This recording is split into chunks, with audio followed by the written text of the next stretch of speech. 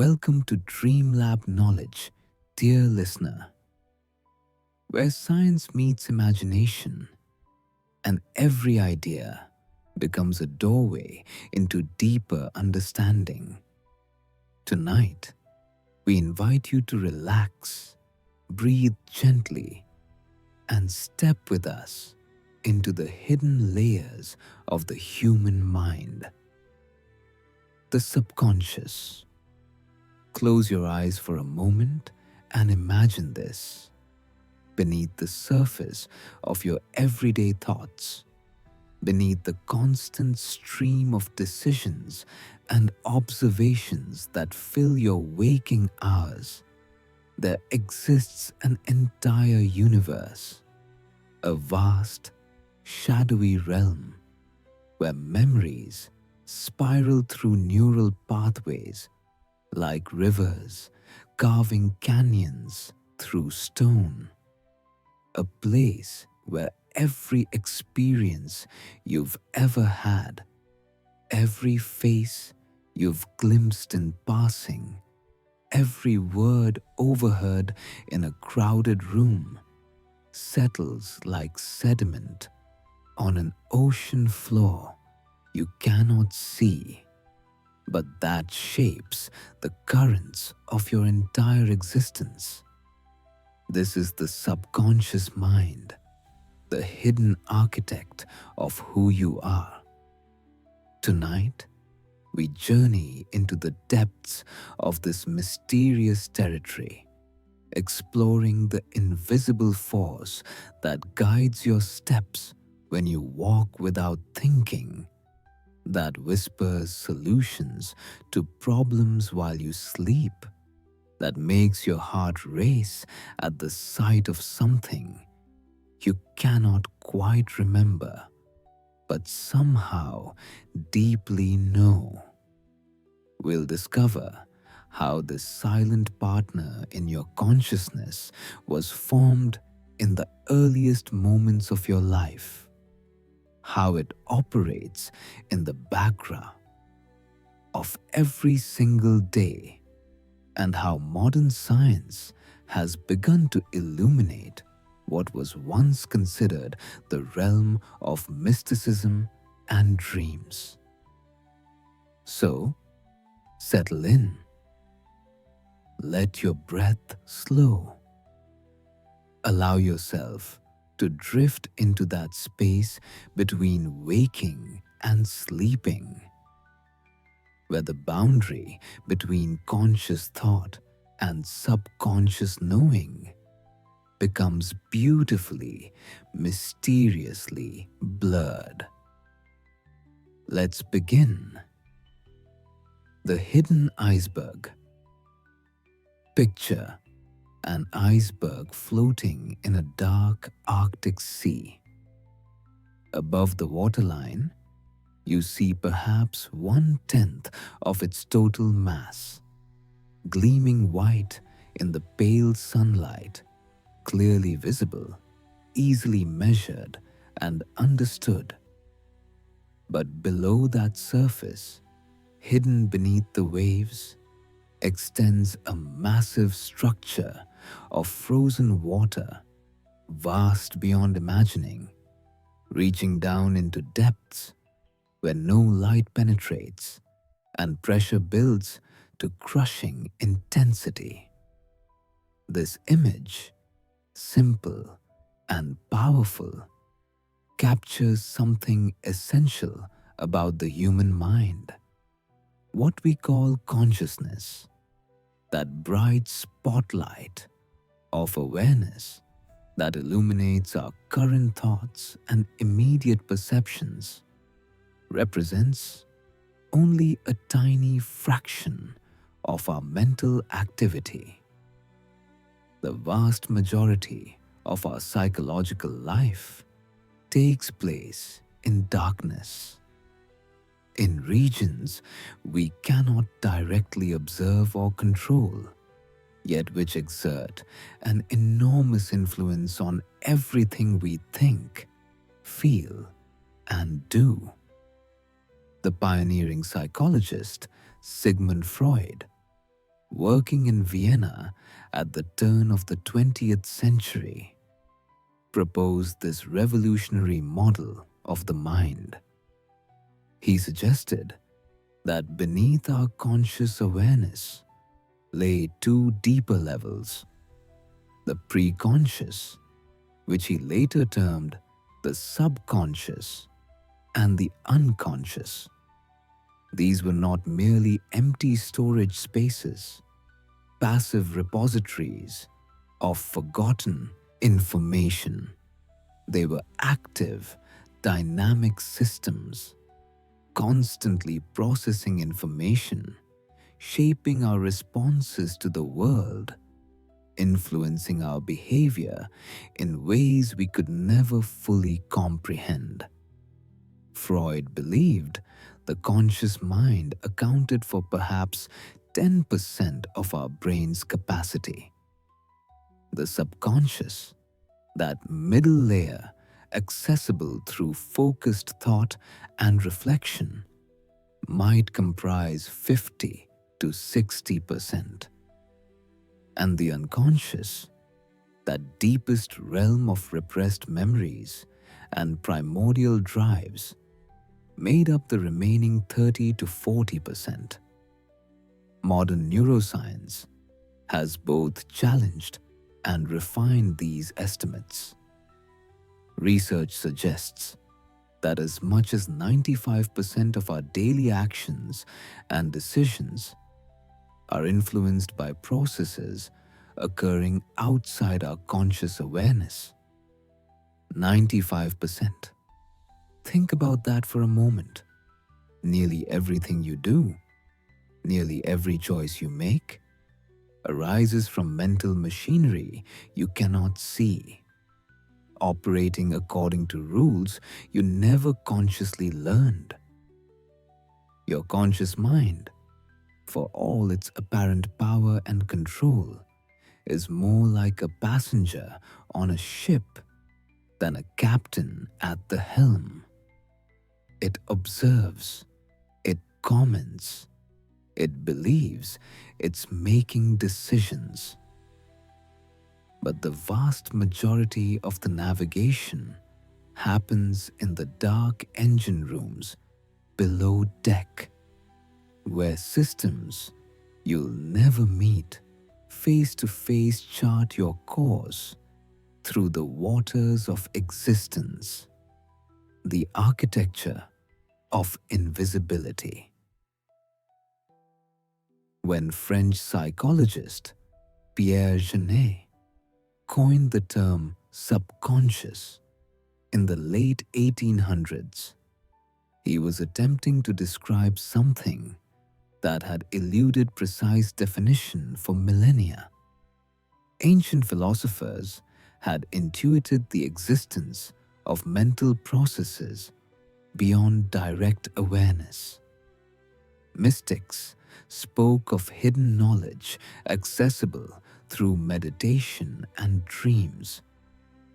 But Janet sought to ground this concept in scientific observation, to understand the layers of awareness that existed between the fully conscious and the utterly inaccessible. The subconscious, as it came to be understood, occupies a unique position in the geography of the mind. Unlike the unconscious, which holds memories and experiences that cannot be readily retrieved, the subconscious contains information that can be brought into awareness through deliberate effort or appropriate cues. It's the repository of learned skills that have become automatic, of memories that hover just beyond immediate recall, of the countless patterns and associations your brain has formed throughout your life. Consider the act of breathing. Right now, as you listen to these words, your lungs are expanding and contracting in a steady rhythm. You weren't thinking about it a moment ago. The process was happening entirely outside your conscious awareness, managed by ancient neural circuits in your brainstem that have kept humans breathing for hundreds of thousands of years.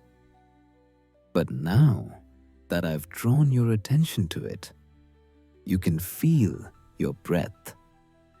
You can slow it down or speed it up. You can hold it for a moment or take a deep, deliberate inhalation. This is the essence of the subconscious, processes that run automatically but can be brought into conscious control when needed.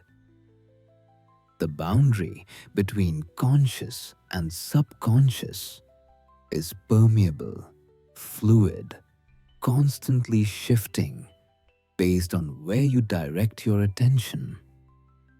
Modern brain imaging studies have revealed that this functional division corresponds to actual patterns of neural activity.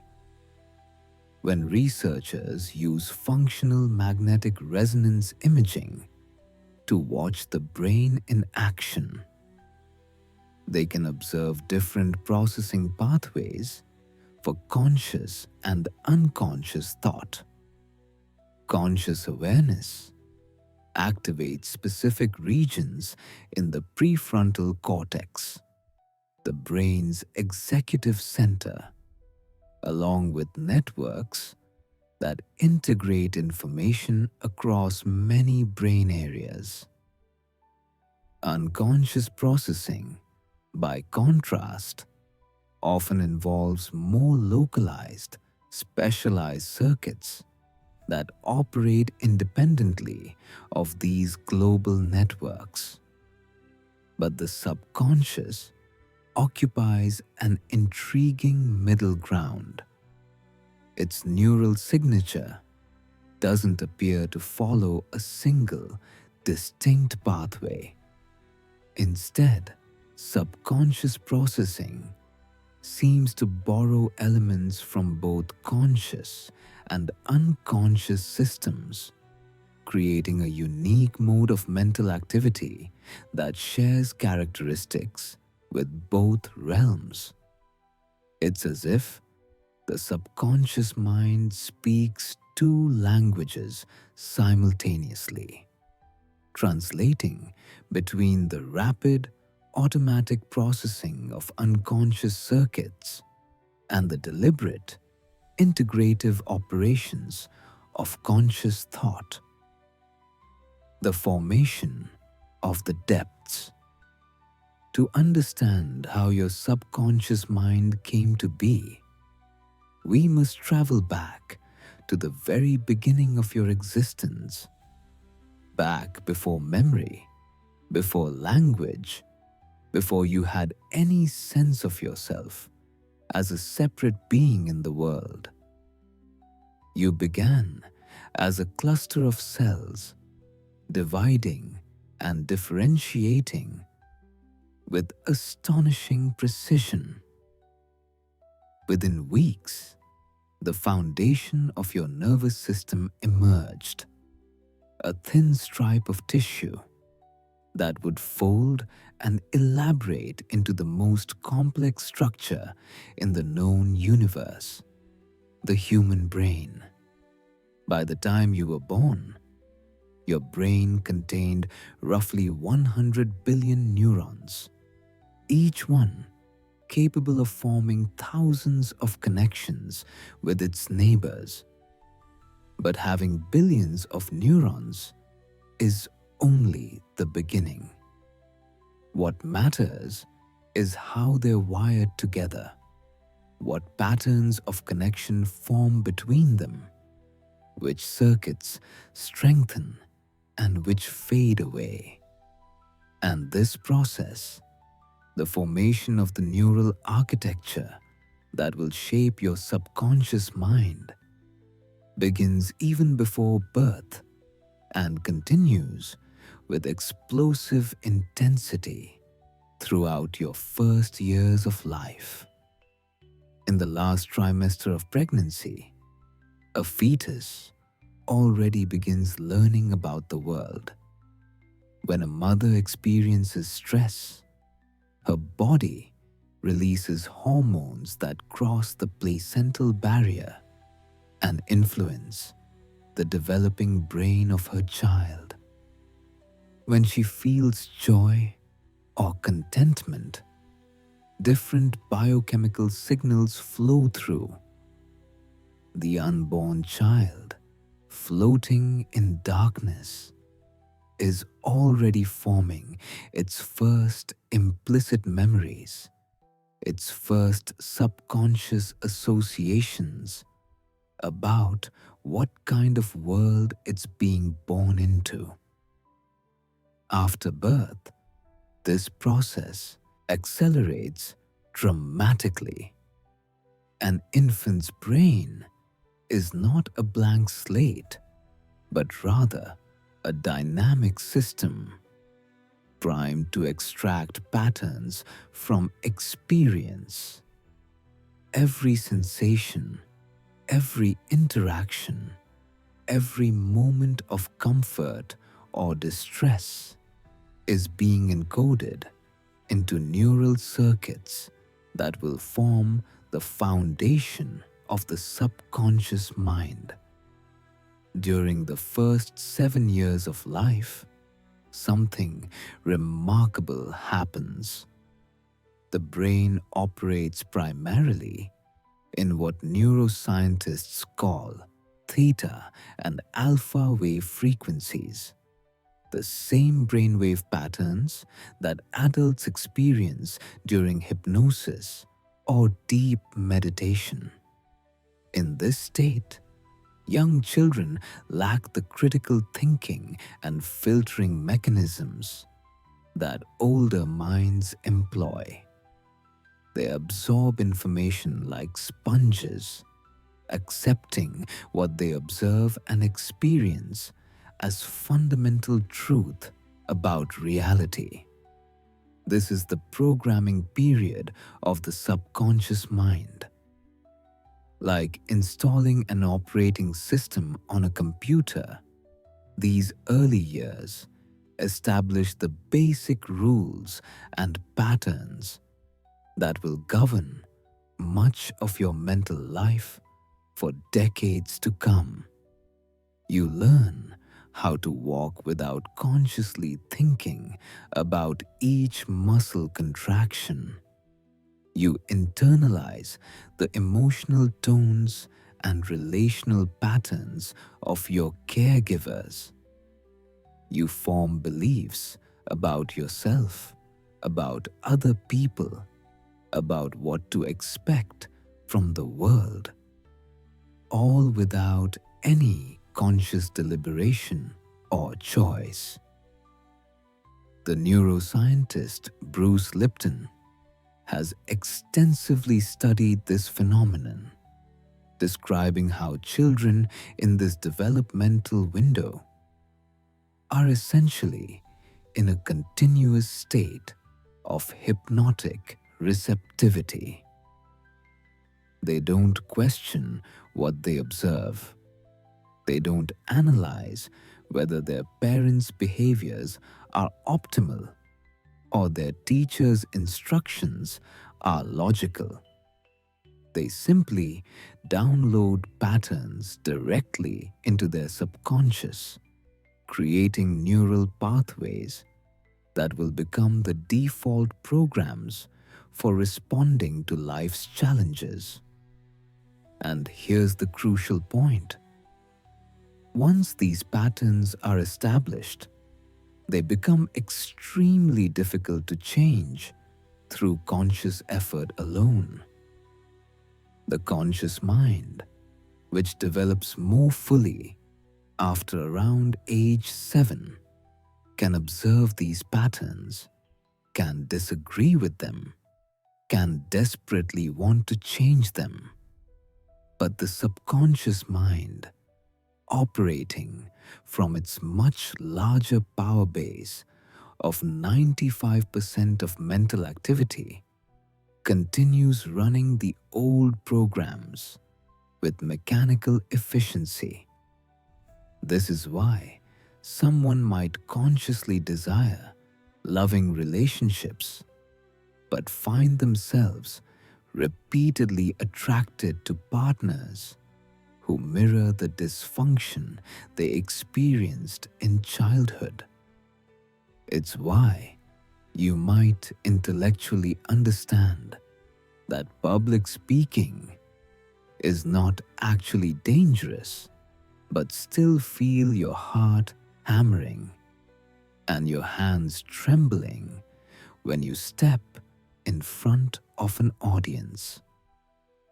Your conscious mind knows one thing, but your subconscious mind, formed in the crucible of early experience, knows something else entirely. The memory paradox. One of the most fascinating and perplexing aspects of the subconscious mind is its relationship with memory, particularly memories from our earliest years. Most adults cannot recall specific events from before the age of 3 or 4, a phenomenon psychologists call childhood amnesia or infantile amnesia. This gap in our autobiographical memory has long puzzled researchers and given rise to numerous theories about repression, the development of language, and the maturation of memory systems. Recent neuroscience research has begun to solve this puzzle, revealing a more nuanced picture of how early memories are formed and why they often remain inaccessible to conscious recall. The key lies in understanding the difference between explicit and implicit memory. Explicit memories are the conscious recollections we can deliberately retrieve and describe. What you had for breakfast this morning, where you went on your last vacation, the plot of your favorite movie. These memories depend on a brain structure called the hippocampus, which doesn't fully mature until around age 3 or 4. Before this point, the brain simply lacks the neural machinery necessary to encode experiences into the kind of stable, retrievable autobiographical memories that adults take for granted.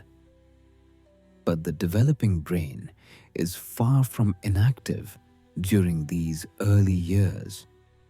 It's furiously creating another type of memory entirely: implicit memory. These are the memories that don't feel like memories at all. They're the procedural knowledge of how to perform actions without thinking about them. They're the emotional associations that arise automatically in response to certain situations. They're the deep-seated beliefs and expectations about the world that seem to be simply the way things are, rather than learned patterns.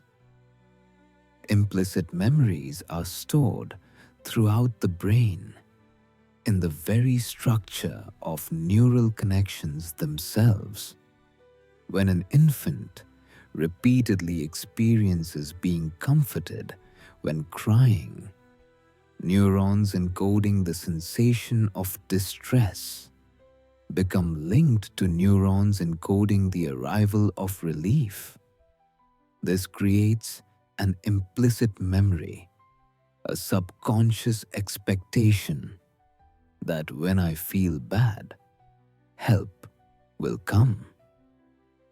Conversely, if cries are frequently ignored, a different implicit memory forms.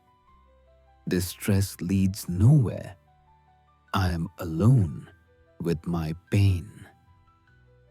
These implicit memories, formed before the hippocampus comes online, become part of the subconscious architecture. They influence how we respond to stress throughout our lives, how easily we trust others, how we regulate our emotions. But because they were never encoded as explicit memories, we have no conscious recollection of learning these patterns. They exist in our subconscious as pure influence, shaping our behavior without any accompanying story we can tell ourselves about where they came from. Recent studies have shown that even very young infants can retain specific information at this implicit level. In one experiment, 3-year-old children were shown images of various animals. 3 months later, they couldn't explicitly remember seeing the pictures. But when researchers blurred the images and gradually brought them into focus, the children were significantly faster at identifying animals they had seen before compared to new ones. The memory was there in their subconscious, even though their conscious minds had no access to it. This discovery has profound implications. It means that our earliest experiences, including those from infancy, are not simply erased from our minds. They persist as implicit memories, as subconscious patterns that continue to influence our thoughts, feelings, and behaviors throughout our lives. The person you are today is shaped by events you cannot remember, by experiences that exist only as invisible grooves in the neural pathways of your brain. Some researchers have found evidence that early trauma or stress can actually prevent the normal process of childhood amnesia, causing the hippocampus to mature faster than usual and allowing earlier explicit memories to form. In studies with mice, those exposed to stress hormones before birth showed better explicit memory at younger ages than control animals, but also displayed behavioral changes similar to autism spectrum symptoms. It's as if the brain, faced with threat early in development, accelerates certain memory systems at the cost of normal developmental patterns. The subconscious mind, then, is not merely a filing cabinet of forgotten experiences. It's a living record of your entire life, with the earliest chapters written in a language your conscious mind cannot read, but your behavior speaks fluently. The habit machine. Every morning, you perform a series of complex actions with barely a conscious thought. You swing your legs out of bed, your feet finding the floor with unconscious precision. You navigate to the bathroom, your hands automatically reaching for the toothbrush, your fingers knowing exactly how much pressure to apply as you brush. You might shower, dress, make coffee, each activity unfolding with fluid efficiency while your conscious mind wanders through plans for the day ahead or puzzles over a dream fragment from the night before. This is the subconscious mind operating as a habit machine, automating sequences of behavior so thoroughly that you can perform them while thinking about something else entirely. The neuroscience of habit formation reveals an elegant system designed to conserve your brain's limited conscious processing capacity. When you first learn a new skill, perhaps riding a bicycle or playing a musical instrument, the activity demands intense conscious focus. Your prefrontal cortex, the brain's executive center, must carefully monitor each movement, making continuous adjustments, holding your attention on the task with unwavering concentration. But as you practice, something remarkable happens. The neural pathways involved in the activity begin to strengthen. Connections between neurons become more efficient. The pattern of activation required for the skill becomes etched into your brain's structure through repeated use. And gradually, control of the PISA activity shifts from the prefrontal cortex to deeper brain structures, particularly a region called the basal ganglia. The basal ganglia are ancient structures, evolutionarily old, that play a crucial role in motor control and procedural learning. Once they take over a learned behavior, that behavior can proceed with minimal input from conscious awareness. It becomes automatic, a habit stored in your subconscious mind. Research suggests that approximately 43% of the actions you perform each day are habitual. Nearly half of your daily behavior runs on autopilot, guided by subconscious programs rather than conscious decisions. This is enormously advantageous. It frees your conscious mind to focus on novel situations, complex problems, creative thinking. Imagine if you had to consciously control every muscle involved in walking, every moment of your commute to work, every movement required to prepare a meal. You'd be mentally exhausted within hours. But this automation comes with a catch.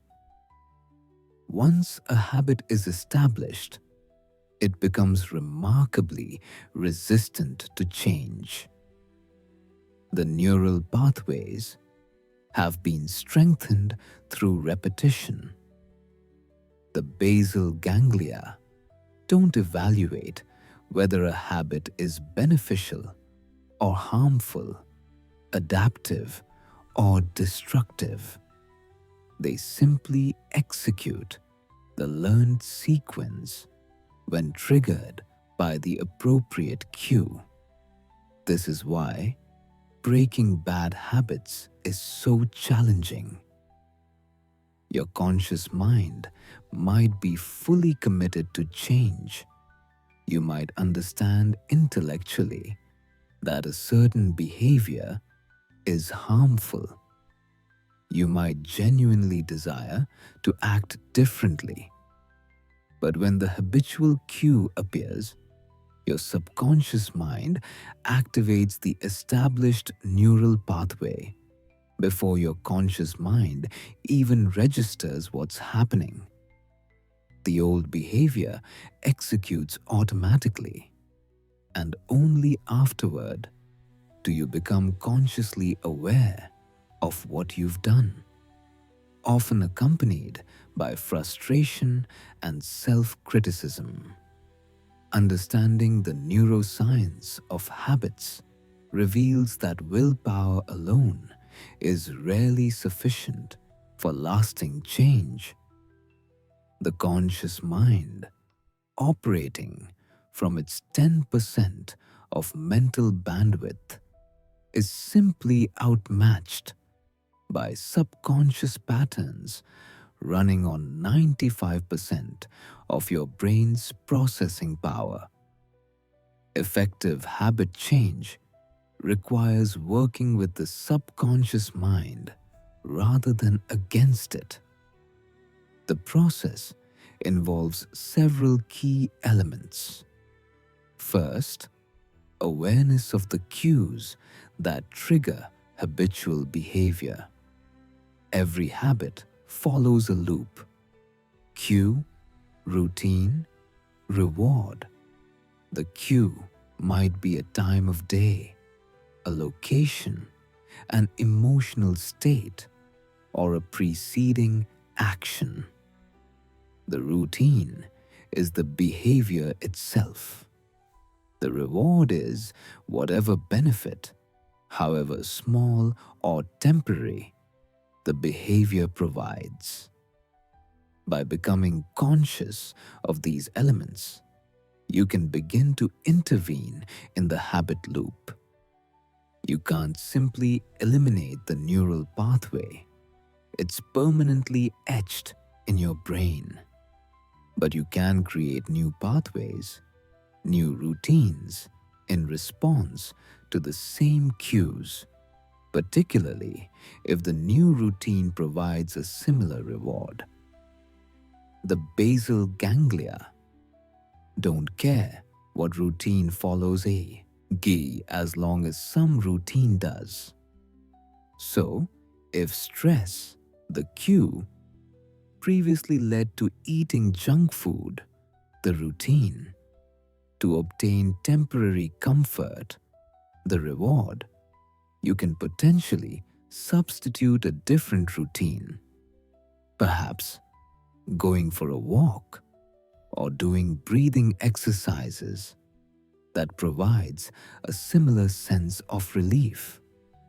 This substitution requires conscious effort initially. You have to notice the cue, resist the automatic routine, and deliberately choose the new behavior. But with consistent repetition over weeks or months, the new routine itself becomes automated. New neural pathways strengthen. The new habit moves from conscious effort to subconscious execution. Visualization and mental rehearsal can accelerate this process. The subconscious mind responds powerfully to imagery. When you vividly imagine performing a new behavior repeatedly and with emotional engagement, you begin creating and strengthening the neural pathways for that behavior even before you've actually performed it. Athletes have long used this technique, mentally rehearsing their sport to enhance actual performance. The same principle applies to any habit you wish to establish. The subconscious mind also responds to consistency and environmental cues, creating visual reminders, setting up your environment to make desired behaviors easier and undesired behaviors harder, establishing regular times and places for new routines. All of these strategies work with the subconscious tendency toward automation rather than against it. Researchers have found that the timeline for habit formation varies considerably based on the complexity of the behavior and individual differences. But contrary to the popular notion of 21 days, most habits require between 18 days and 6 months to become fully automatic.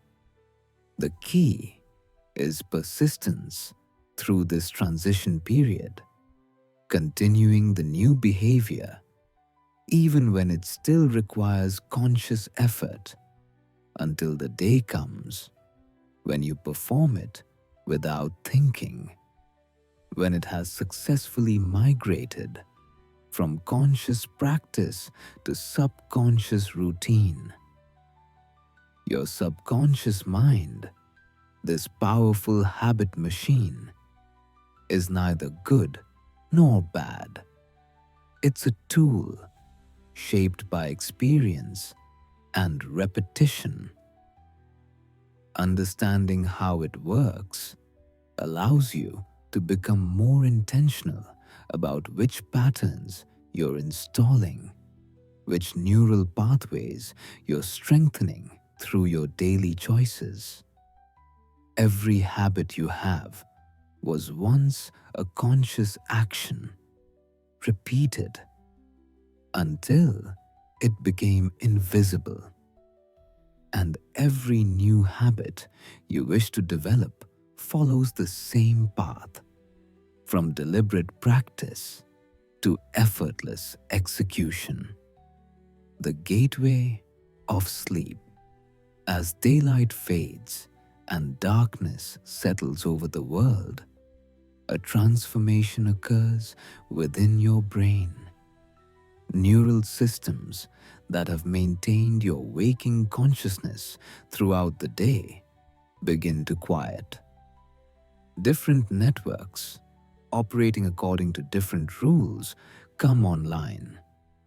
You drift across the boundary from waking to sleeping, and in doing so, you open a direct portal to your subconscious mind.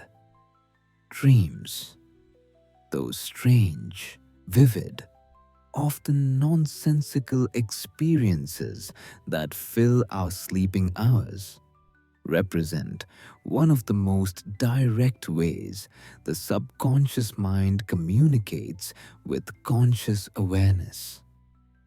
Yet, for all their ubiquity, for all the thousands of hours each person spends in the dream state over a lifetime, dreams remain deeply mysterious.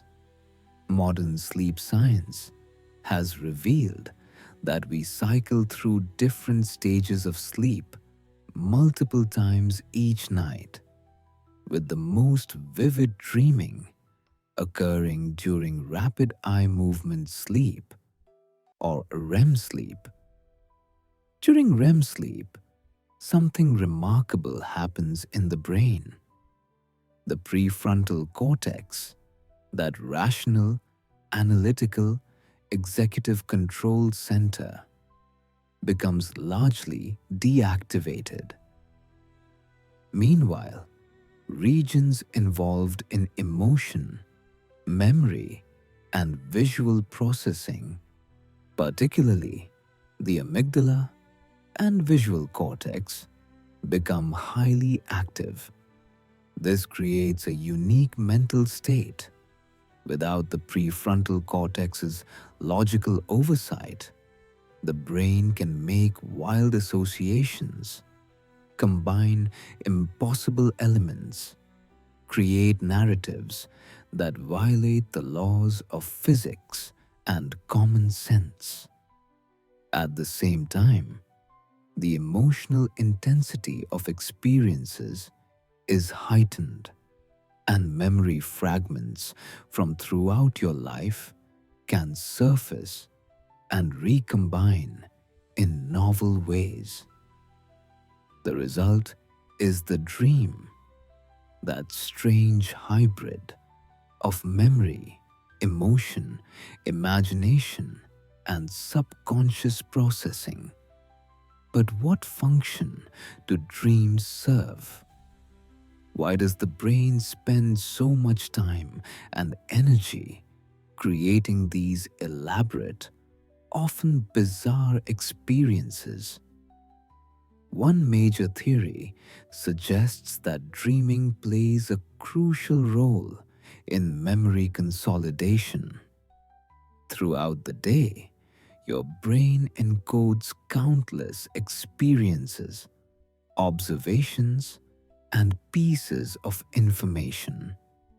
But it cannot store everything with equal strength. Some experiences matter more than others. Some patterns are worth extracting and preserving. Others can be safely discarded.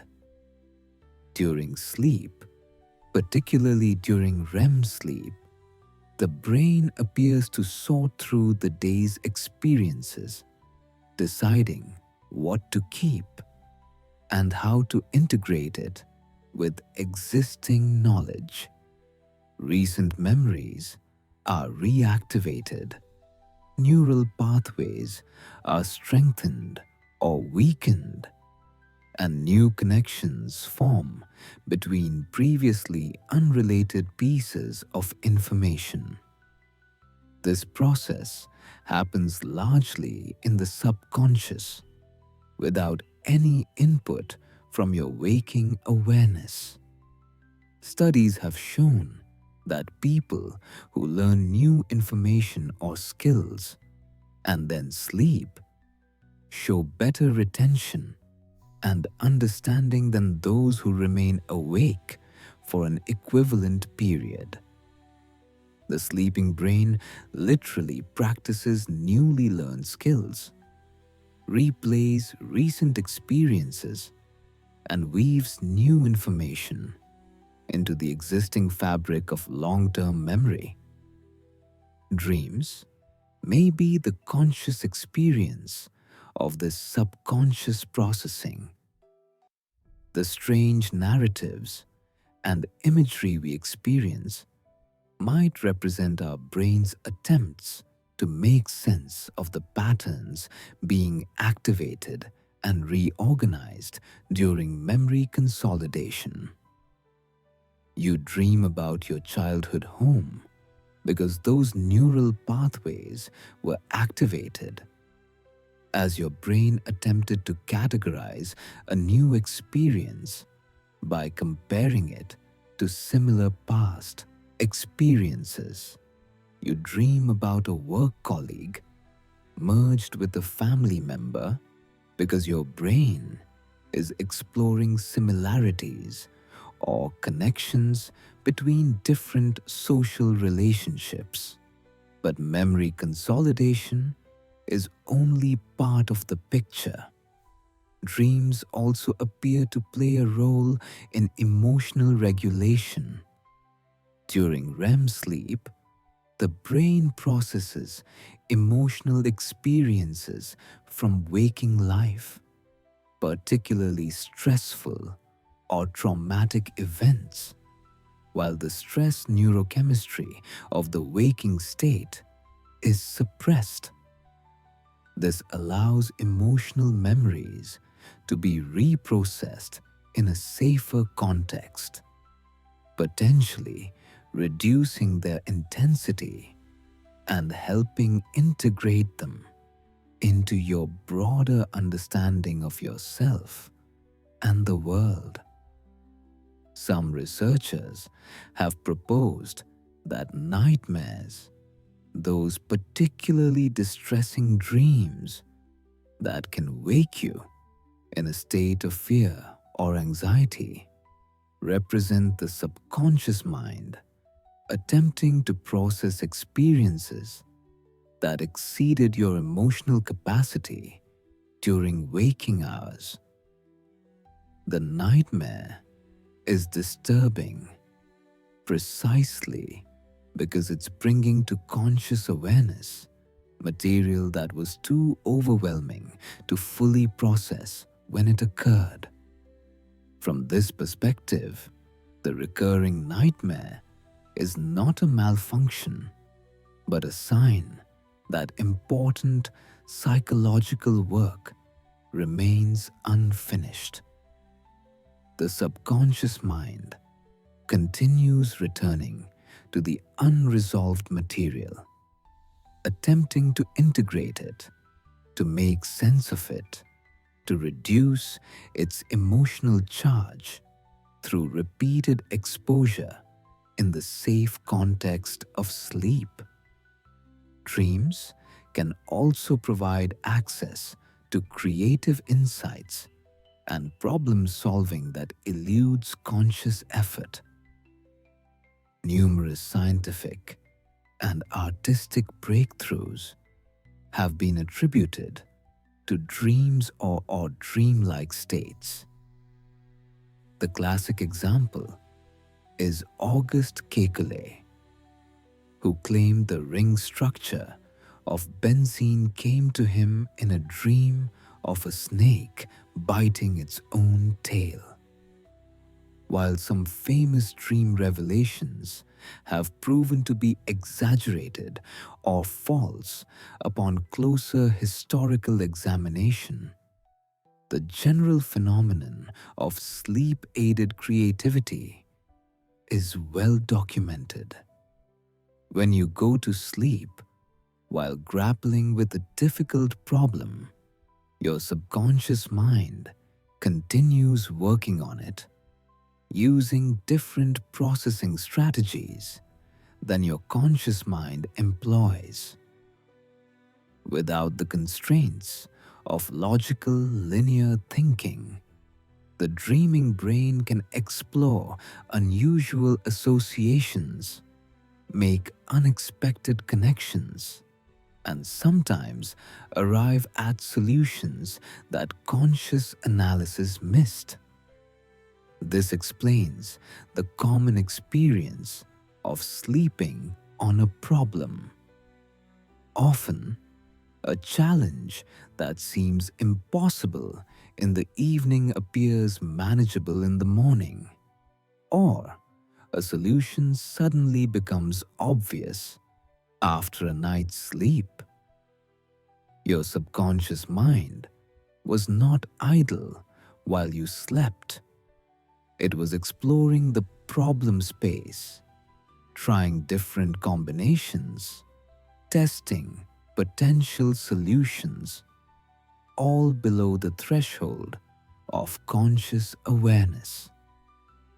The content of your dreams, then, is worth paying attention to, not necessarily in the Freudian sense of every symbol having a fixed, universal meaning, but rather as a window into what your subconscious mind is currently processing. Recurring themes might point to unresolved emotional issues. Surprising connections between elements might reveal associations or patterns you haven't consciously recognized. Strong emotions in dreams might indicate areas of your life that need attention or integration.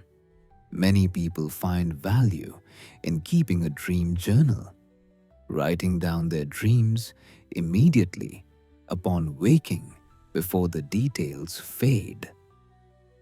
Over time, patterns often emerge. You begin to recognize recurring symbols, settings, or themes that are unique to your personal subconscious lexicon. You might notice that certain dream scenarios correlate with specific waking life stressors or emotional states.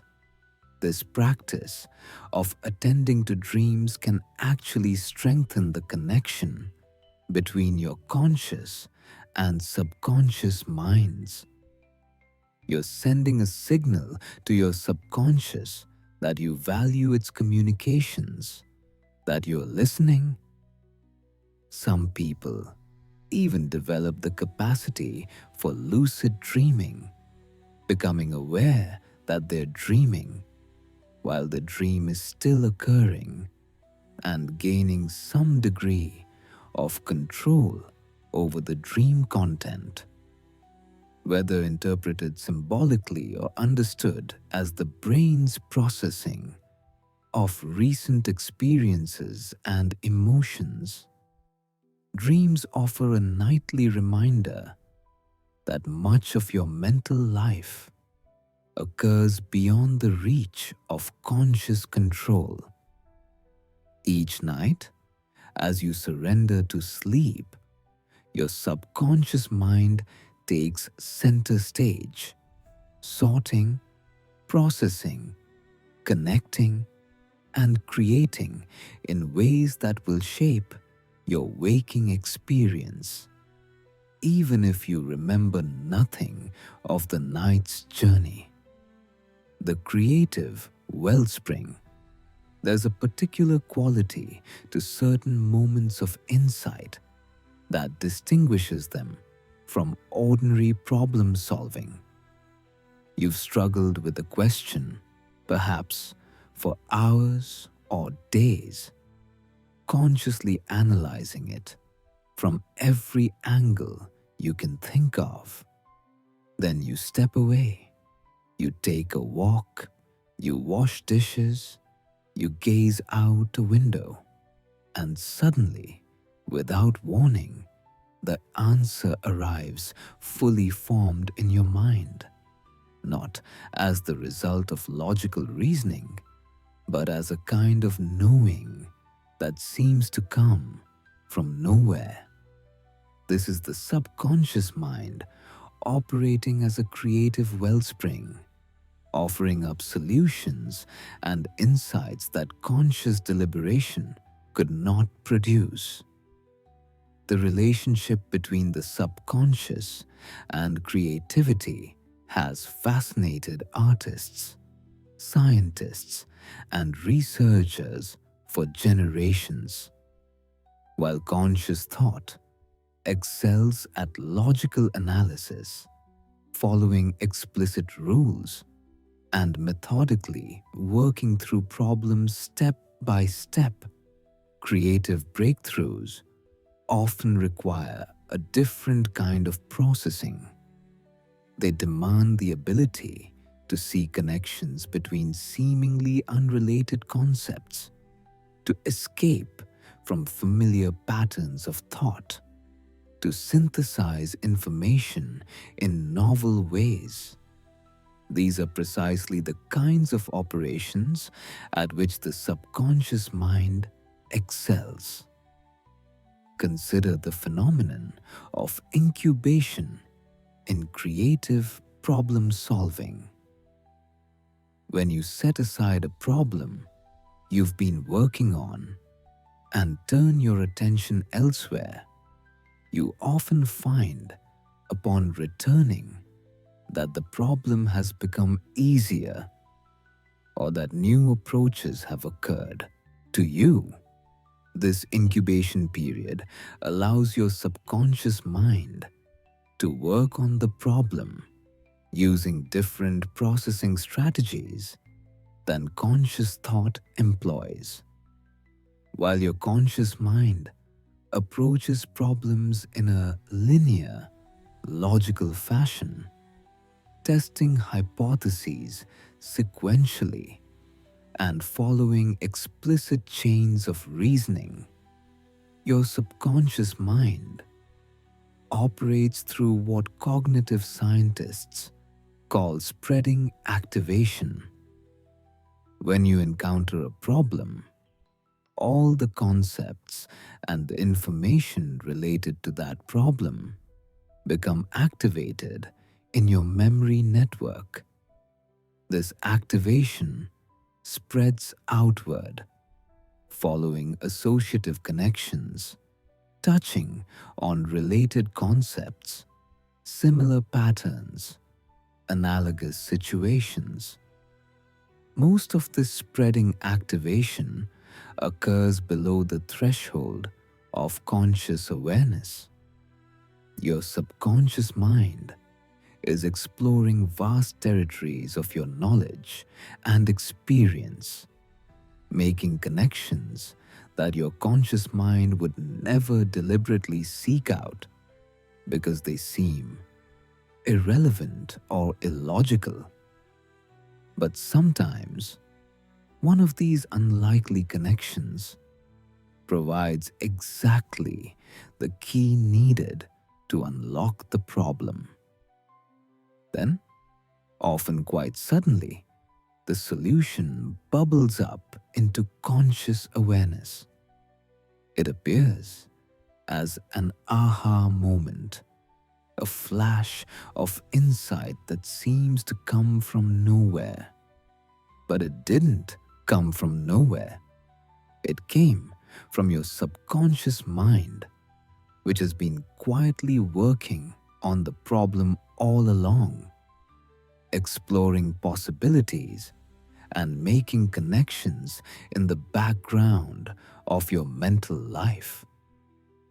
Research on creative thinking has identified several ways to enhance the subconscious creative process.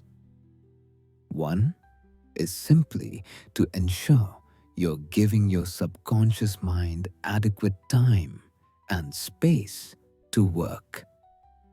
This means not forcing yourself to consciously focus on a problem continuously, but instead alternating periods of focused effort with periods of rest or engagement in unrelated activities.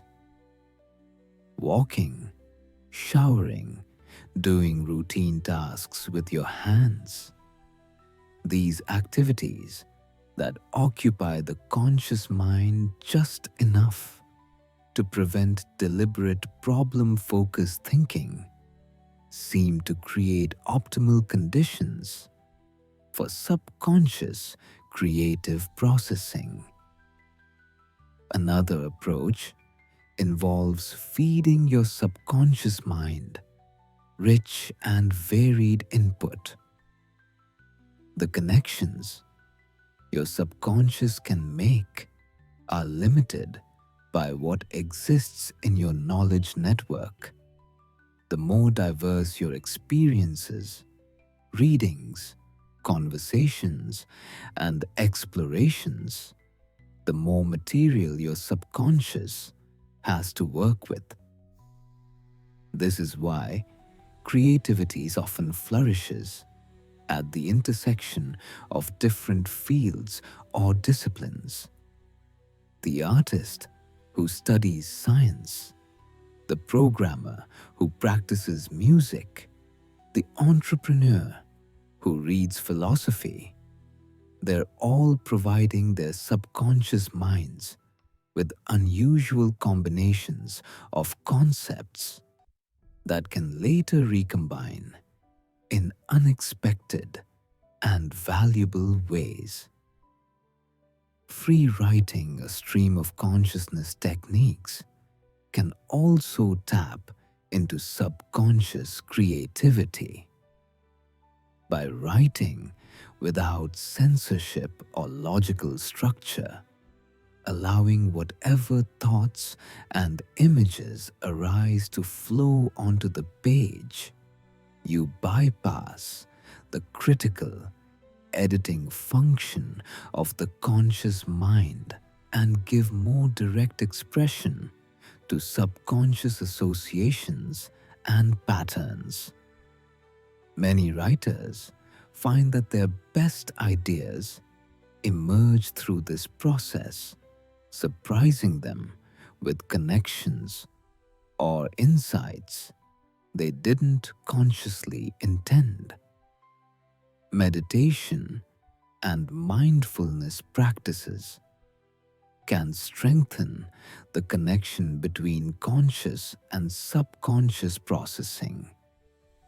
By learning to quiet the constant chatter of conscious thought and observe your mental experience with a kind of open, non-judgmental awareness, you create space for subconscious material to surface. Insights, creative ideas, or important emotional information that was being drowned out by the noise of constant conscious activity can suddenly become perceptible. Dreams, as we've discussed, are another portal to subconscious creativity. By paying attention to dream content and learning to recognize the symbolic language of your particular subconscious, you can sometimes find valuable creative material in your nightly experiences. Even if specific dream content doesn't provide usable ideas, the practice of attending to dreams sends a signal to your subconscious that you're receptive to its communications, potentially opening wider channels of creative flow. Perhaps most importantly, trusting your intuition. Those subtle feelings or hunches that seem to arise from nowhere can enhance your access to subconscious wisdom. Intuition is often described as the voice of the subconscious mind, drawing on a vast database of experiences and pattern recognition that operates too quickly and too subtly for conscious awareness to follow.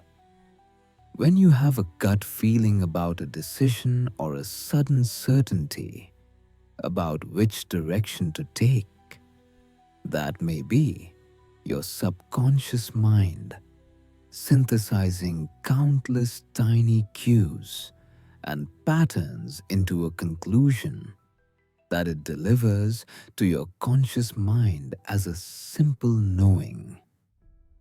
Of course, intuition is not infallible. It can be distorted by fear, wishful thinking, or unconscious biases. The key is learning to distinguish genuine subconscious insight from emotional reactivity or desire. This discernment develops through experience, through testing your intuitions against reality, and noticing when they prove accurate versus when they lead you astray. The creative process, whether in art, science, business, or everyday problem solving, seems to work best when conscious and subconscious minds collaborate. The conscious mind sets intentions, defines problems, gathers information, and evaluates ideas. The subconscious mind makes unexpected connections, synthesizes disparate elements, and offers up novel solutions. Together, they form a partnership more powerful than either could achieve alone. The invisible influencer. Every day, You make thousands of decisions: what to eat, what to wear, which route to take, which task to tackle first, how to respond to a colleague's comment, whether to call a friend. You experience these choices as conscious decisions, as you weighing options and selecting the best alternative. But research in neuroscience and psychology reveals a more complex and somewhat unsettling picture of how decisions actually happen. In a groundbreaking series of experiments, neuroscientist John Dylan Haynes and his colleagues used brain imaging to observe people making simple decisions, such as whether to press a button with their left hand or right hand. They found something remarkable. They could predict which choice a person would make based on patterns of brain activity occurring up to 10 seconds before the person became consciously aware of their decision. 10 seconds is an eternity in neural time. It's long enough for extensive processing to occur, for competing options to be evaluated, for a decision to be made, and preparations for action to begin. And all of this was happening entirely outside conscious awareness. The feeling of consciously choosing, which occurred seconds later, was more like becoming aware of a decision that had already been made in the subconscious depths of the brain.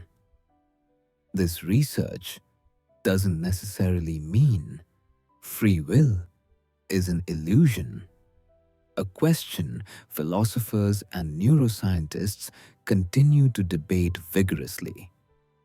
But it does reveal that the relationship between conscious intention and action is far more complex than our subjective experience suggests. Much of the decision-making process occurs in the subconscious mind, with consciousness perhaps playing more of an oversight or veto role than the primary authorship we attribute to it. Your subconscious mind influences decisions in numerous ways.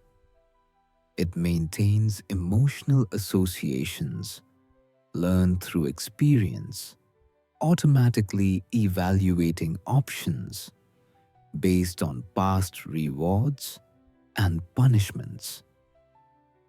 When you feel drawn to one choice over another without being able to articulate why, that's often your subconscious mind expressing a preference based on patterns it has detected that your conscious mind hasn't explicitly recognized. These subconscious evaluations happen extraordinarily quickly. In less than a tenth of a second, your brain can process the emotional significance of a face, determining whether it appears threatening or trustworthy before you've consciously registered what you're looking at. This rapid, automatic processing was crucial for survival in our evolutionary past.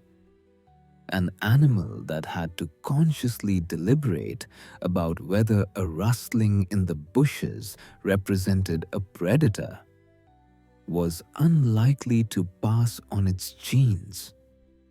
But in the modern world, these automatic subconscious evaluations can sometimes lead us astray. Implicit biases, Unconscious preferences or prejudices formed through cultural exposure rather than deliberate choice can influence our decisions and judgments in ways we consciously reject. You might sincerely believe you're evaluating job candidates objectively, while your subconscious mind is being influenced by irrelevant factors like names that sound more or less familiar or physical characteristics that trigger positive or negative associations learned through years of subtle cultural conditioning. Recognizing the influence of the subconscious on decision making doesn't mean we're helpless puppets. Rather, it means effective decision making requires working with our subconscious processes rather than pretending they don't exist. This might involve deliberately slowing down important decisions to give conscious reflection time to catch up with subconscious reactions. It might involve seeking out diverse perspectives that can counteract our individual biases. It might involve creating systems and structures that reduce the opportunity for unconscious preferences to influence outcomes. Understanding that much decision-making happens subconsciously can also reduce the burden of choice that many people feel in the modern world. You don't need to consciously deliberate about every minor decision. Your subconscious mind, drawing on a lifetime of experience and pattern recognition, is often quite competent at handling routine choices. Trusting this process for minor decisions frees up conscious attention for the decisions that truly benefit from careful deliberation. The language beneath language.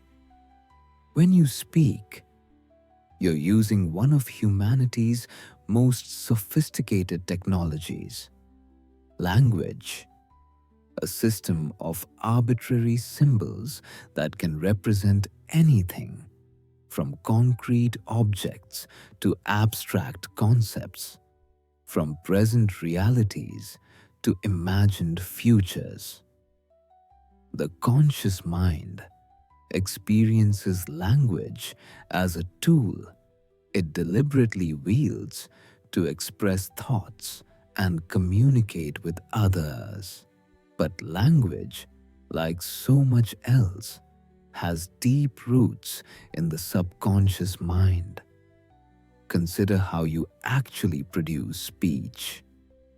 You don't consciously select each word from a mental dictionary, then consult grammar rules to arrange them in the correct order, then activate the precise muscles needed to produce each sound.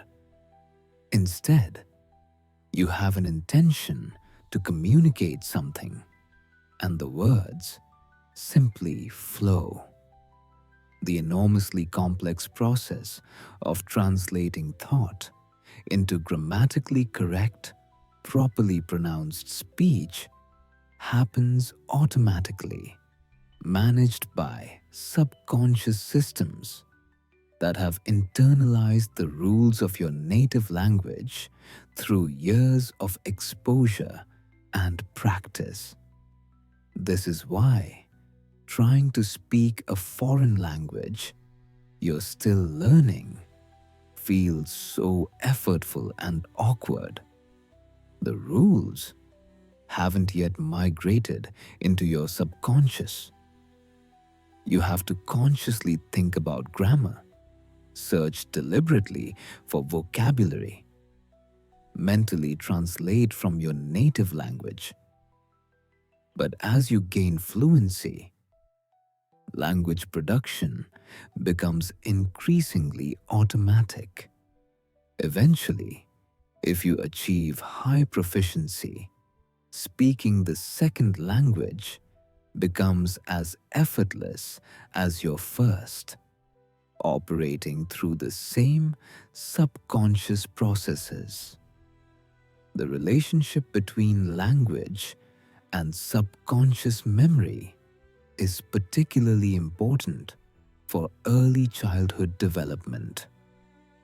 One theory about why we can't remember events from very early childhood is that we didn't yet have the language skills necessary to encode those experiences in a way that later verbal recall could access. Experiences that occur before you have words to describe them may be stored only as implicit, sensory, or emotional memories, not as the verbal narratives that constitute typical autobiographical memory. Research on childhood development shows a correlation between language ability and the earliest memories children can report.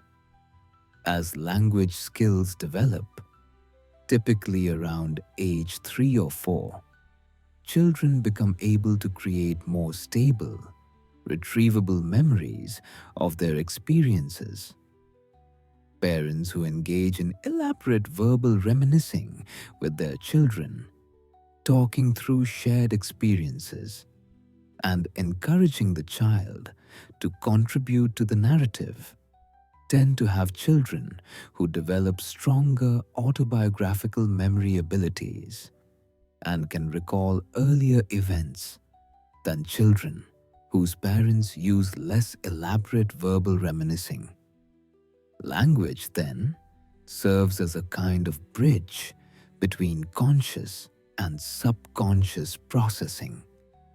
It allows implicit knowledge to be made explicit, feelings to be named and analyzed, vague intuitions to be captured in words that the conscious mind can then examine and communicate to others.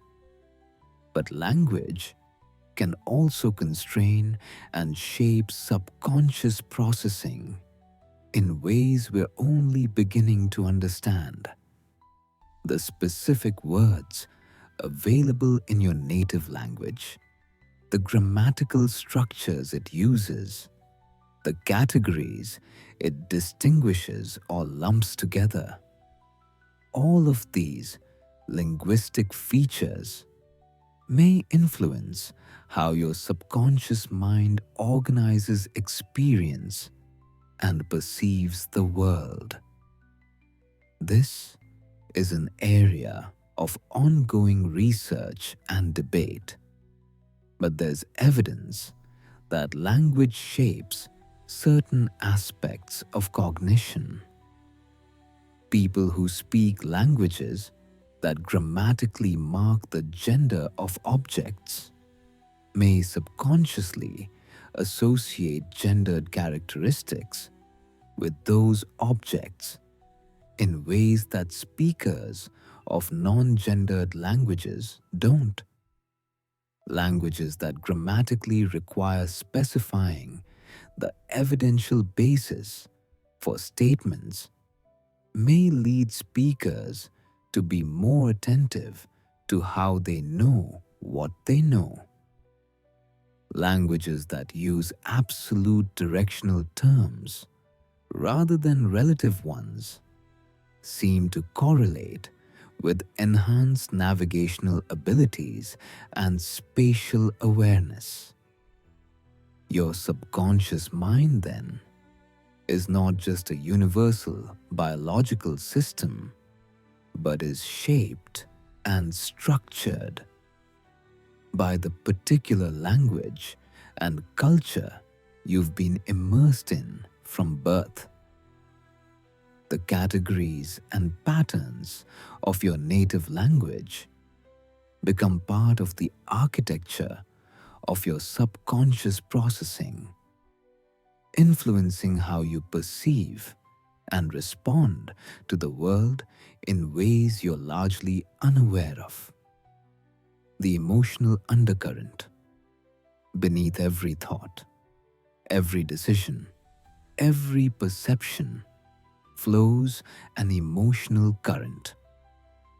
You might not always be consciously aware of this current, but it's always there, coloring your experience, influencing your responses, shaping your engagement with the world. And this emotional undercurrent is largely managed by subconscious processes. The amygdala, an almond-shaped structure deep in the brain, plays a central role in emotional processing and memory. It evaluates incoming information for emotional significance almost instantaneously, triggering appropriate physiological and behavioral responses before conscious awareness catches up. When you jump at a loud noise before you've consciously registered what made the sound, that's your amygdala initiating a startle response through subconscious pathways.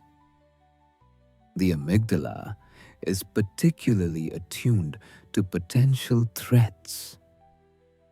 Through evolution, our ancestors, who were most sensitive to danger, who responded quickly to ambiguous stimuli that might indicate a predator or other hazard, were more likely to survive and reproduce.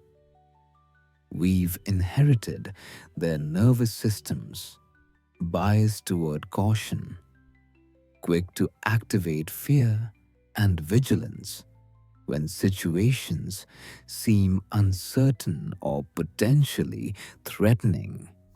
But the amygdala doesn't just respond to immediate physical dangers, it also holds emotional memories, associations between situations or stimuli, and the feelings they previously evoked. If you had a frightening experience with a dog as a child, your amygdala encoded that association. Now, years later, even though you consciously know that most dogs are harmless, you might feel a spike of anxiety when a dog approaches, your heart rate increasing, your muscles tensing, all triggered by the subconscious activation of that old emotional memory. These emotional associations are extraordinarily powerful and difficult to change through conscious effort alone. You can tell yourself rationally that your fear is unwarranted, but the feeling persists because it's being generated by subconscious processes that don't respond to logical argument. The amygdala has its own memories, its own learning system, and it operates according to its own rules. This is the basis of many anxiety disorders, phobias, and trauma responses. The subconscious emotional memory system has learned to associate certain situations with danger, even when the conscious mind knows there's no real threat. The person with social anxiety knows intellectually that giving a presentation won't kill them, but their subconscious mind activates a full threat response anyway. The person with post-traumatic stress disorder knows they're no longer in danger, but reminders of the traumatic event trigger the same physiological and emotional response as if the trauma were happening again. Changing these deeply embedded emotional patterns typically requires approaches that work with the subconscious mind directly.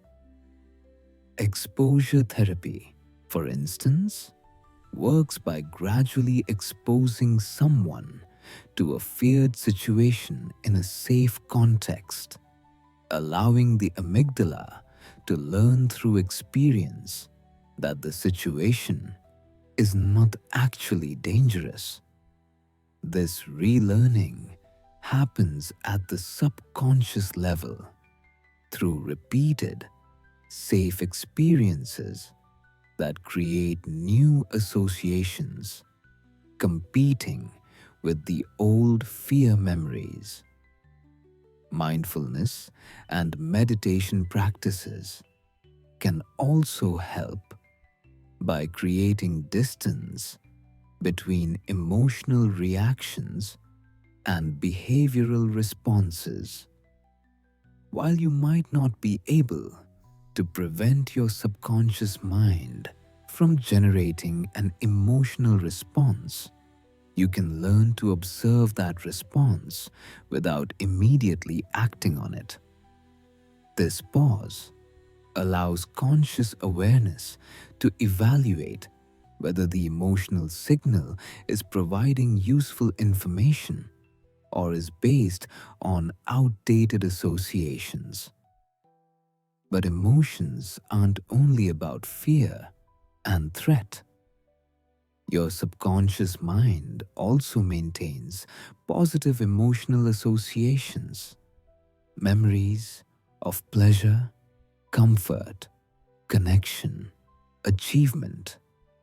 These positive associations influence your preferences, attractions, and motivations, often without conscious awareness of why you're drawn to certain activities, people, or environments. The feeling of being in flow, fully engaged in an activity that perfectly matches your skills to its challenges, often involves a quieting of conscious self-monitoring and a surrender to subconscious competence. Athletes, musicians, artists, and others who have extensively practiced their craft can enter states where complex performances unfold automatically, guided by subconscious mastery, while the conscious mind simply observes with quiet satisfaction. Understanding that much emotional response is subconsciously generated doesn't diminish the validity or importance of emotions. Feelings provide crucial information about how you're relating to your environment and whether your needs are being met. But it does suggest that emotional reactions should be considered as inputs to decision-making rather than infallible guides.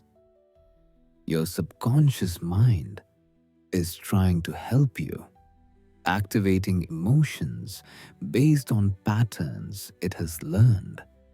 But those patterns may sometimes be based on outdated information or overgeneralizations from limited experience. The most effective emotional regulation seems to involve a partnership between conscious and subconscious minds. The subconscious provides the raw emotional signal. The conscious mind considers the signal in context, evaluates whether it's appropriate to the current situation, and decides how to respond. Over time, through repeated conscious interventions, you can gradually retrain some subconscious emotional responses, creating new associations that lead to more adaptive emotional patterns. The priming phenomenon. You read the word yellow. A moment later, you're asked to complete the word fragment PND. You're more likely to respond with banana than bandage, even though both are valid completions. The word yellow primed your subconscious mind, activating associated concepts that then influenced your response without your awareness. This is priming, one of the most studied phenomena in the psychology of the subconscious mind. It reveals how our subconscious is constantly being influenced by environmental cues, previous exposures, and contextual factors in ways we don't consciously register. Priming can be remarkably subtle. In one famous experiment, participants who held a warm cup of coffee versus a cold cup of coffee later rated a hypothetical person as having a warmer versus colder personality. The physical temperature experience primed associated concepts of social warmth or coldness, influencing judgments in a completely unrelated domain. Researchers have demonstrated priming effects across a wide range of behaviors and judgments. Exposure to words related to elderly stereotypes led people to walk more slowly. Viewing images associated with achievement improved performance on subsequent tasks. Subtle environmental cues, like the presence of a briefcase versus a backpack in a room, influenced how cooperatively or competitively people behaved in negotiations. These findings have sometimes been controversial, with some classic priming studies failing to replicate in later research. The field has been forced to develop more rigorous methods and more modest claims about the power and scope of subconscious priming effects. But the basic phenomenon is well established. Our subconscious minds are continuously processing contextual information, and this processing influences our subsequent thoughts, feelings, and behaviors in ways we're not consciously aware of. This has profound implications for understanding human behavior. It means we're much more influenced by our immediate environment than we typically recognize. The design of spaces, the colors and imagery we're exposed to, the casual conversations we overhear, all of these factors are feeding into our subconscious processing and subtly shaping our responses. It also raises important questions about autonomy and manipulation. If our decisions can be influenced by subconscious priming, does that mean we're vulnerable to manipulation by advertisers, politicians, or anyone else who understands these principles? The evidence suggests some influence is possible, but it's typically modest and constrained by various factors. You can't be primed to act completely against your values or interests. Priming effects are usually temporary and easily overridden by conscious deliberation. But at the margins, in situations where you're uncertain or not paying close attention, priming can nudge behavior in one direction versus another. Understanding priming can help you become more aware of how context influences you. If you're making an important decision, consider whether you're being influenced by irrelevant factors in your current environment. If you're trying to maintain a new behavior or habit, structure your environment to include cues that prime the desired behavior rather than competing ones.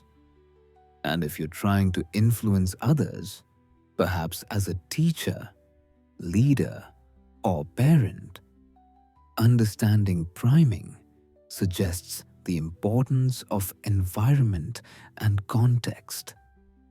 The subtle cues you create through the words you use, the images you display, the physical characteristics of spaces, all of these can have small but cumulative effects on how people think and behave.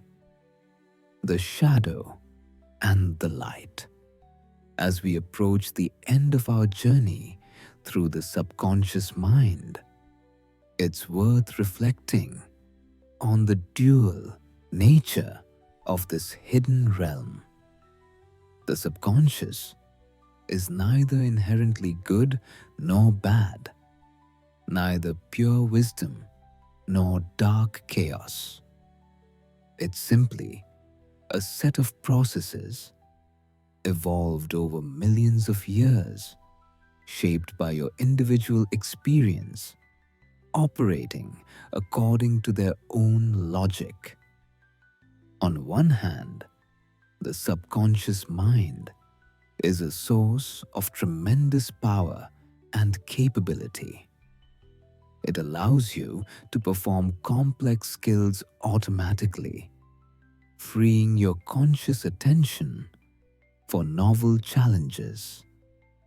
It processes vast amounts of information simultaneously, detecting patterns and making connections that conscious thought would never discover. It holds the memories and emotional associations that give depth and meaning to your experience. It generates creative insights, intuitive judgments, and the implicit knowledge that guides you through the endless complexities of social interaction and decision-making. Without your subconscious mind, you would be overwhelmed by the cognitive demands of existence. Every action would require exhausting, deliberate control. Every decision would demand laborious, conscious analysis. You would be trapped in an eternal present, unable to draw efficiently on past experience or automated skills. Human consciousness, marvelous as it is simply not equipped to handle the full complexity of living without the vast supporting machinery of subconscious processing. But the subconscious also has significant limitations and potential problems. It learns through experience and repetition, which means it can internalize patterns and associations that aren't optimal or even healthy. If your early experiences taught your subconscious that intimacy is dangerous or that you're fundamentally inadequate, those patterns will continue influencing your behavior long after the circumstances that created them have changed. The subconscious doesn't update its programming easily. It's conservative, preferring familiar patterns, even when they're no longer adaptive. This stability is valuable in many contexts, but it can also keep you stuck in outdated ways of responding to the world. The subconscious is also susceptible to errors and biases.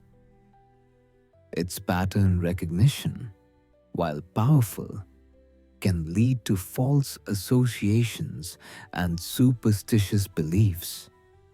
Its quick emotional evaluations can be triggered by irrelevant cues.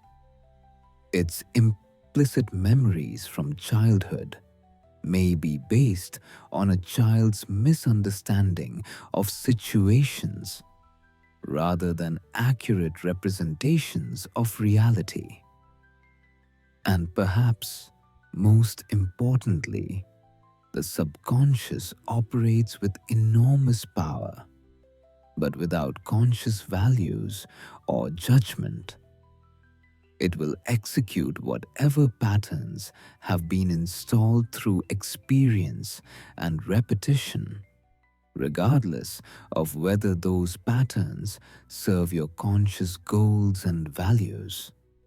This is why you can find yourself repeatedly enacting behaviors you consciously despise or failing to do things you genuinely want to do. Your conscious intentions, representing only a small fraction of your mental processing, are often outmatched by subconscious patterns running on a much larger share of your brain's resources.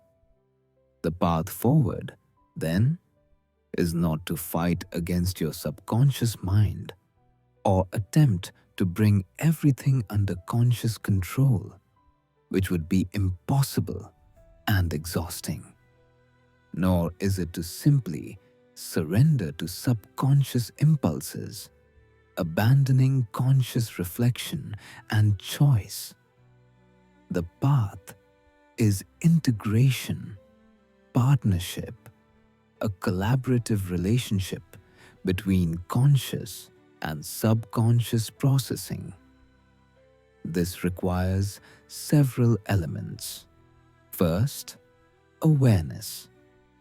Becoming conscious of your subconscious patterns, recognizing when automatic responses are guiding your behavior, noticing the emotional associations and implicit beliefs that influence your experience.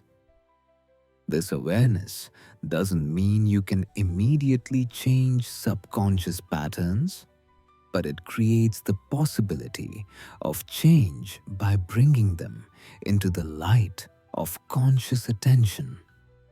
Second, acceptance. fighting against your subconscious patterns with harsh self-criticism or forceful repression typically backfires.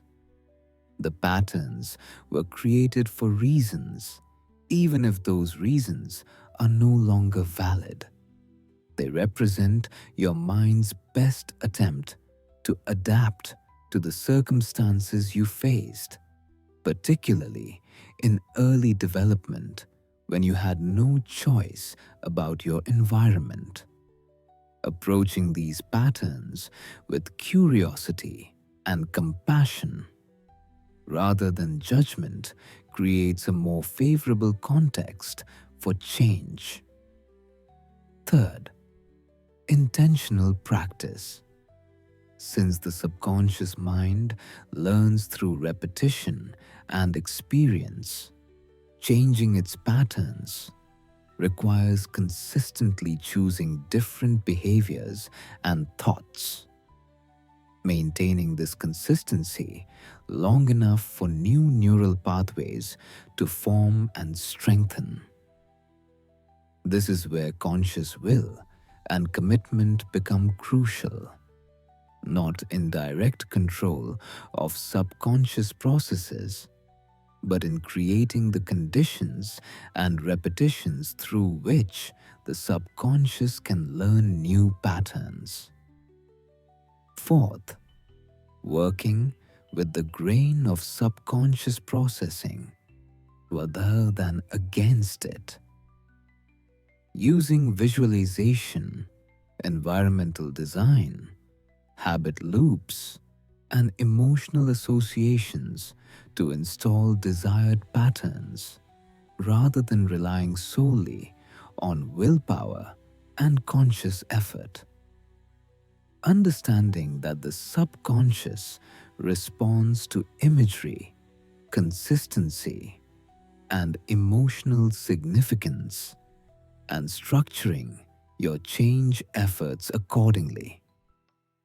And fifth, patience. The subconscious mind changes slowly.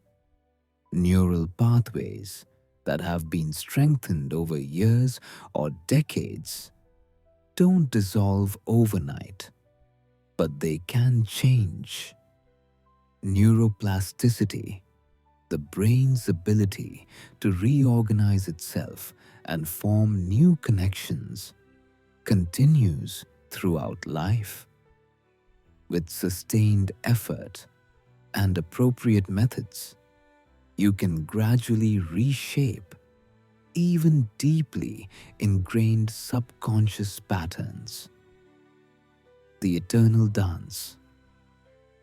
In the end, the relationship between conscious and subconscious minds is not a conflict to be won, but a dance to be learned. Each has its strengths, its appropriate domains, its essential contributions to the totality of who you are. The conscious mind excels at focus, at deliberate analysis, at considering long-term consequences and abstract principles. It can override immediate impulses in service of larger goals. It can reflect on experience, learn from mistakes, and communicate insights to others. It's the seat of your values, your sense of self, your ability to imagine different futures and work toward chosen outcomes. The subconscious mind excels at parallel processing, at managing multiple tasks simultaneously, at detecting subtle patterns and making rapid evaluations based on vast experience. It frees conscious attention from routine operations, automates skills through practice, generates creative insights through unexpected associations and maintains the emotional and motivational systems that give life its color and energy. When these two systems work together harmoniously, supporting and balancing each other, human beings are capable of remarkable things. We can perform complex skills with fluid grace while simultaneously planning our next moves. We can draw on deep intuitive wisdom while subjecting our conclusions to critical analysis. We can respond emotionally to life's experiences while also stepping back to gain perspective and choose our actions consciously. But this harmony doesn't come automatically. It requires ongoing attention, practice, and refinement. It requires becoming a student of your own mind, observing how your particular subconscious patterns operate, learning their triggers and tendencies, gradually developing the ability to work with them skillfully.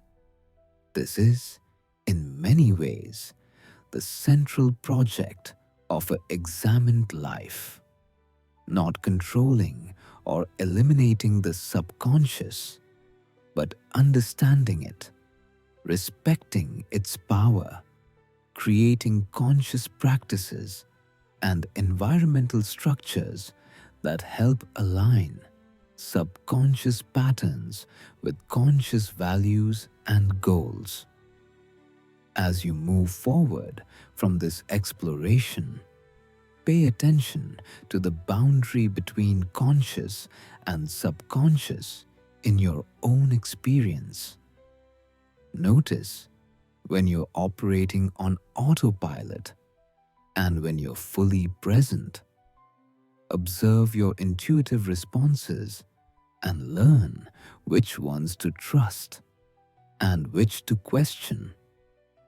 Pay attention to your dreams, your emotional reactions, the subtle pulls and aversions that arise without conscious deliberation. All of this is your subconscious mind communicating with you, offering its vast store of experience and pattern recognition. Sometimes it provides wisdom worth following. Sometimes it's operating from outdated information that needs conscious correction. Learning to distinguish between these is an art that develops through patient practice. And remember that you are not simply your conscious mind observing and directing a separate subconscious. You are the whole system, conscious and subconscious together, an integrated process of experiencing and responding to the world. The boundary between these levels is permeable and constantly shifting. Material that was unconscious can become conscious. Conscious practices can migrate into subconscious automation. The mind is not a static structure, but a dynamic, ever-changing process. In quiet moments, when you let your thoughts settle and simply observe the flow of your mental experience, you can sometimes feel this deeper integration. Conscious awareness sinks down into the subconscious depths, and subconscious patterns rise up into the light of awareness. In these moments, the division between conscious and subconscious becomes less rigid, less important. This is not about achieving perfect control or understanding. The subconscious mind, by its very nature, will always remain partially mysterious, operating in regions of your brain to which conscious awareness has no direct access.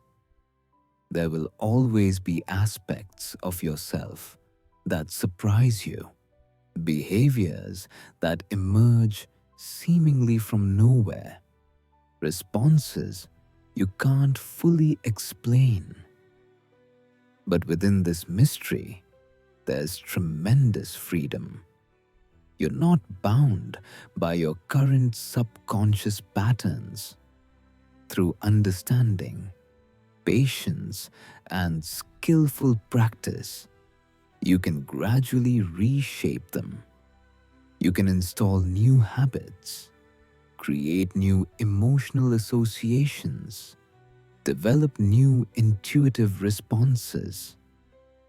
The subconscious mind that shaped you is also being shaped by you through every choice you make, every thought you repeat, every experience you have.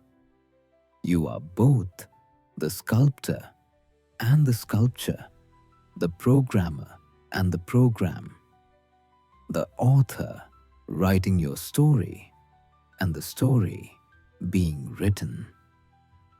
And in this paradox lies the full richness of human consciousness, the endless interplay between choice and conditioning, awareness and automaticity, the known and the unknown.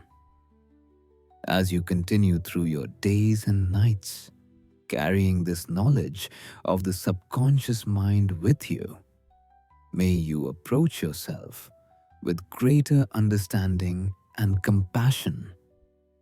May you recognize the vastness of your own inner landscape and the countless processes constantly working below the threshold of awareness to keep you alive, functioning, growing, adapting. May you learn to work skillfully with your subconscious mind, honoring its wisdom while not being enslaved by its limitations. May you find the balance between effort and surrender, between conscious intention and subconscious flow, between the part of you that watches and the part that simply is.